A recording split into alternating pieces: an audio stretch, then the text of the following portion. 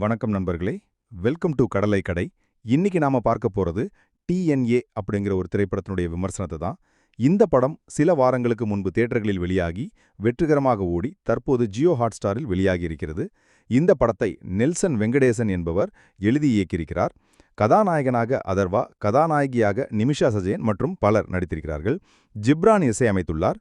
இந்த திரைப்படத்தின் கதையானது குழந்தை கடத்தலை மையப்படுத்தி எடுக்கப்பட்டுள்ளது. இந்த படத்தின் கதை இதுதான்.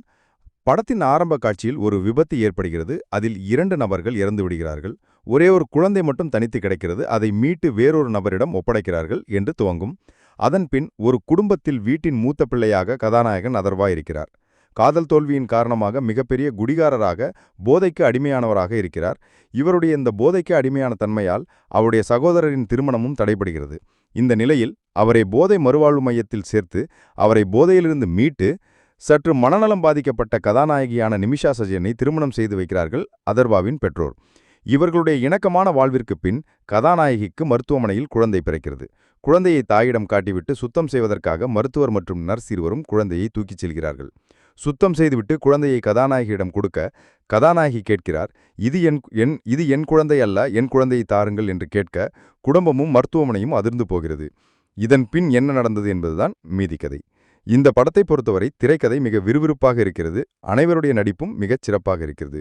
குறிப்பாக இந்த படத்தின் கதாநாயகியாக நடித்துள்ள நிமிஷா சஜயனின் அற்புதமான நடிப்பு நம்மை கவர்கிறது.